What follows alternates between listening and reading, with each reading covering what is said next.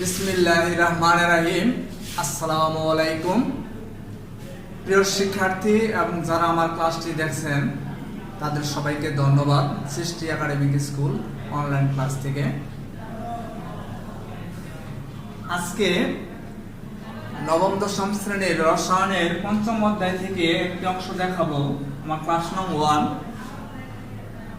আমরা মৌলগুলার ইলেকট্রন বিন্যাস করে থাকি। সেই ইলেকট্রন বিন্যাস করতে গিয়ে আমরা জানি যে উপস্তর অর্থাৎ sp-df অরবিটাল আছে, সেই অরবিটালের মধ্যে আবার p এবং d উপস্তর সংখ্যা আছে, তাদের আজকে আমরা আলোচনা করব। তো শুরু করি। আজকের টপিক দেখো, উপস্তর p ও d। আমরা জানি p তে সর্বোচ্চ 6টি ইলেকট্রন বসে এবং d তে 10টি ইলেকট্রন বসে। এই 10টি d এর ইলেকট্রনগুলা আবার আলাদা উপস্তরে বসে, সেই নিয়মটা আমরা শিখব। এবং p তে সর্বোচ্চ 6টি ইলেকট্রন বসে, সেই 6টি ইলেকট্রন p এর উপস্তরে কিভাবে বসে সেটা আমরা আজকে দেখব। তাহলে আজকে আমরা শিখব p এবং d এর উপস্তরে ইলেকট্রন সংখ্যা সুবিন্যাস।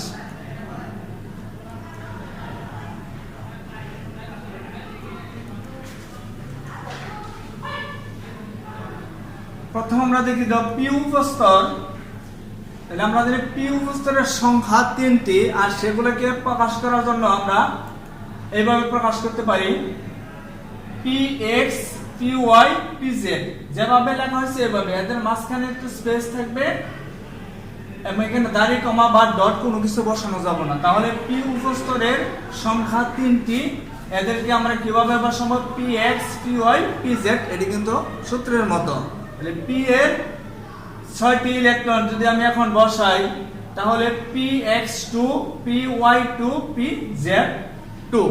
কখনো কখনো মনে করো p এর উপর 3টি ইলেকট্রন বসে আছে সর্ববহিষ্ঠ শক্তি স্তরে, তাহলে আমি তখন কিভাবে বসাবো? তাহলে px1 py1 pz1। উদাহরণ আমি দিচ্ছি, দেখো 2s2 2p2। এখন এটা একটি মৌলের ইলেকট্রন বিন্যাসের সর্বশেষ শক্তি স্তর 2s2 2p2। তাহলে এখানে আমরা জানি যে p এর উপস্তর হচ্ছে 3টি, px py pz। তাহলে p এর সর্ববহিষ্ঠ শক্তি স্তরে 2টি ইলেকট্রন আছে, তাহলে উপস্তর আছে আমার p এর 3টি। তাহলে আমি ক্রমান্বয়ে এই 2টি ইলেকট্রন বসাবো এভাবে।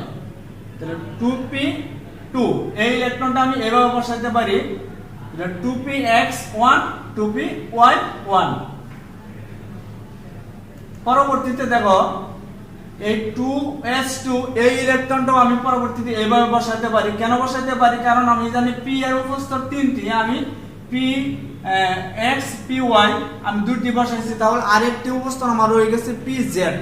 এখানে আমার s এর 2টি ইলেকট্রন আছে, এই 2টি ইলেকট্রনকে যদি s1 আমি বসাই, তাহলে px1 py1 এটা আমার পূর্বে ছিল, তাহলে pz এ আমি এই s এর 2 থেকে একটা ইলেকট্রন এখানে বসালে বাকি একটা ইলেকট্রন আমি z এ বসাতে পারি। তাহলে আমি টোটালি ভাবে বলতে পারি যে দেখি যে 2p2 এই ইলেকট্রন 2x1 2y1, আর এই s থেকে একটা ইলেকট্রন s এ 1 এ বসালে আর আরেকটা ইলেকট্রন z এ চলে যায়, তাহলে 2s2 2p2।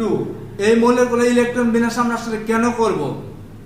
কারণ আমরা তোমাদের পঞ্চম অধ্যায় আছে যে 85 থেকে 86 87 পেজের পরিবর্তনশীল যোজনী আছে মৌলের। পরিবর্তনশীল যোজনী আবার সেটা কি?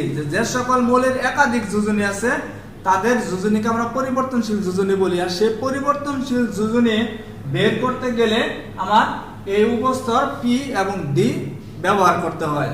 তাহলে এখন আমি পরিবর্তনশীল যোজনী এই মৌলের, এটা যে কোনো একটা মৌলের ইলেকট্রন বিন্যাস আমি লিখছি, তাহলে এই মৌলের পরিবর্তনশীল যোজনী কিভাবে হলো? কারণ আমরা এটাও জানি যে 118টি মৌলের মধ্যে মৌলগুলোকে দুই ভাগে ভাগ করা হয়েছে, ধাতু ও অধাতু। তাহলে অধাতু মৌলের সর্ববহিষ্ঠ শক্তি স্তরের বিজুর ইলেকট্রন সংখ্যা হবে কি ওই মৌলের যোজনী। তাহলে এই মৌলের দেখো বিজুর electron s 2s1 2px1 2py1 2pz1 তার মানে বিজোড় ইলেকট্রন এখানে আছে 4টি। সুতরাং এই মৌলের ইলেকট্রন হবে 4। এখানে যদি আমরা দেখি উপর ধাপে দিলে যে বাইরের শক্তি স্তর 2px1 2py1, তাহলে এখানে অযুগল ইলেকট্রন আছে 2টি। তাহলে এই লাইনে এই মৌলটির যোজনী আসলো 2, দ্বিতীয় ধাপে এই মৌলটির যোজনী আসলো 4। তার মানে একটি মৌলের দুইটি যোজনী হলো কত? 2 4। তাহলে এই 2 4 হলো ওই মৌলটির কি পরিবর্তনশীল যোজনী।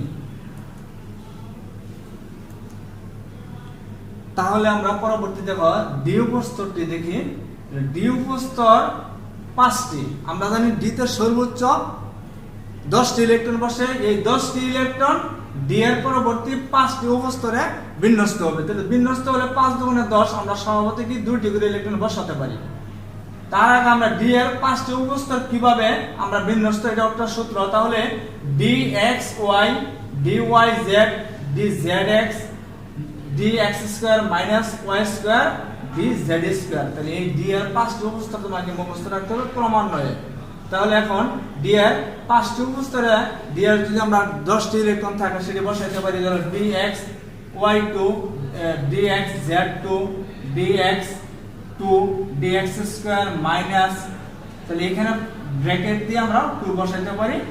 dz² এখানেও ফার্স্ট ব্র্যাকেট দিয়ে 2 বসাতে পারি। পরবর্তী আমরা উদাহরণটা দেখি, তাহলে আর আমাদের সুবিধা হবে। তাহলে দেখো এ যে কোন একটা মৌলের ইলেকট্রন বিন্যাস আমি নিচ্ছি 3s2 3p3 এটা আমরা p উপস্তর দেখতে পাচ্ছি। তাহলে পূর্বের অংশটুকু দিলে পূর্বের অংশ থেকে আমরা তাহলে p এর 3টি ইলেকট্রন 3টি উপস্তর আছে px1 py1 pz1 বসালেই কিন্তু চলে যাচ্ছে। তাহলে আমরা দেখলাম যথারীতি এইটুকু আমরা পূর্বের ক্লাসে দেখলাম যে p এর 3টি উপস্তর 3টি ইলেকট্রন আমরা 1 1 বসিয়ে দিলাম। তাহলে এখানে অযুগল ইলেকট্রন আসলে কিন্তু দেখো 3টি। তাহলে এখানে p এর অর্থাৎ এই উদ্দীপকের এই মৌলটির কি পরিবর্তনশীল যোজনীর একটি অংশ পেলাম 3। পরবর্তীতে দেখো এখন এই যে s এর একটি 2টি ইলেকট্রন আছে, একে যদি আমি বিজোড় ইলেকট্রনে পরিণত করি বা অযুগল ইলেকট্রনে পরিণত করি তাহলে আমার আরেকটি উপস্তর আসতে হইতেছে। সেই উপস্তরটা কিন্তু এখানে নেই। px এর py pz এর 3টি উপস্তরই আছে। তাহলে 3টি উপস্তরে 3টি ইলেকট্রন বসাইছি, বাট s থেকে যদি আমি আরেকটি ইলেকট্রন কি করি বিজোড় ইলেকট্রনে পরিণত করে বসাইতে যাই তাহলে p উপস্তরের পরবর্তী উপস্তরটি হবে আর সেটা তৃতীয় শক্তি স্তর। তৃতীয় শক্তি স্তর আমরা জানি 3s2 3p to 3d, তার মানে 3s 3p 3d।